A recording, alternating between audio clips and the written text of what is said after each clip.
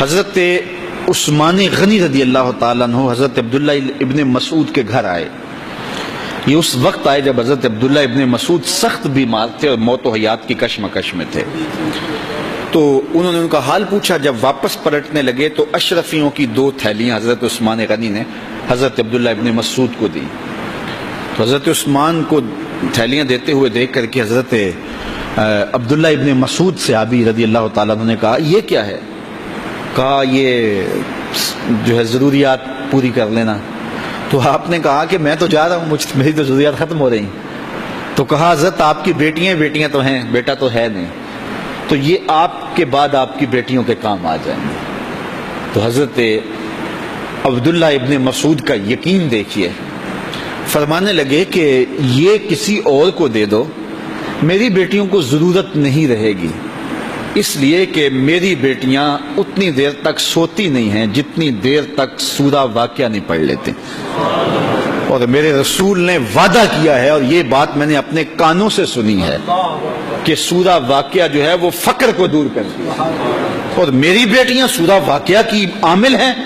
تو کہا کہ یہ پریشانی مجھے تو نہیں ہونی چاہیے کہ میرے بعد میری بیٹیوں کو رزق کہاں سے ملے گا جب ان کے پاس سورہ واقعہ موجود ہے. کہا یہ اٹھا لو اور جا کے اس کو دو جس کے پاس سورہ واقعہ نہیں ہے. تو روز سورہ واقعہ پڑھو, روز سورہ واقعہ پڑھو, تو دیکھنا رزق کے دروازے کیسے کھلتے ہیں. میں جب بھی گیا ہوں, اور اب بھی, کیونکہ میرے تو اتنے اخراجات نہیں, سادہ سی زندگی ہے, لیکن جامعہ کے حوالے سے ایک مسئلہ ہے, تو جب کبھی ایسا ہوتا ہے تو میں بچوں کو بٹھا کہتا ہوں سورہ واقعہ پڑھو, اور خود سورہ واقعہ پھر معمول بنا لیتا ہوں, تو پھر اللہ ایسی جانب سے رزق دے دیتا ہے کہ پتہ بھی نہیں ہوتا. تو سورہ واقعہ معمول رکھو. آخری بات, اور وہ حضرت سہل بن سعد الساعدی رضی اللہ تعالی عنہ کی مرویات سے ہے. شکا رجل الی رسول اللہ دیک المعیشۃ والفقر. ایک شخص حضور کی خدمت میں حاضر ہوا, کہا حضور تنگ دست بڑا ہوں, کثیر العیال ہوں, بچے زیادہ ہیں, ذرائع آمدنی تھوڑے ہیں, میرے لیے کوئی نسخہ ارشاد فرمائیے.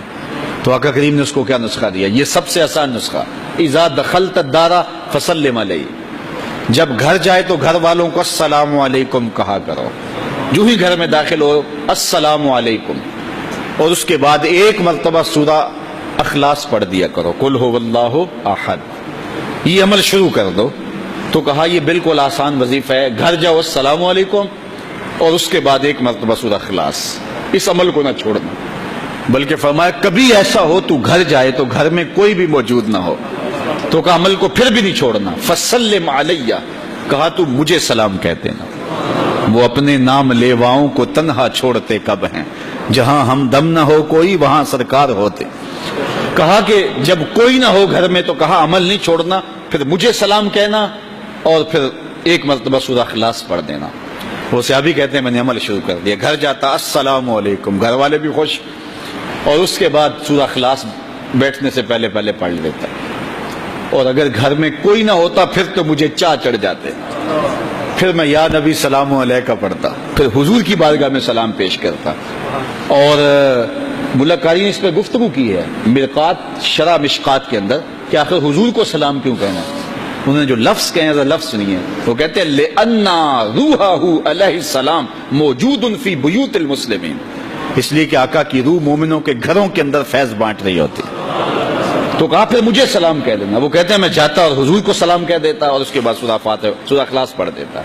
پھر ہوا کیا, اللہ اکبر. ہمارے استاد کہتے تھے اگر کسی کے اندر حسد ہوگا تو وہ یہ عمل نہیں کر سکتا, حسد نہیں ہے تو وہ عمل شروع آج ہی کر دے.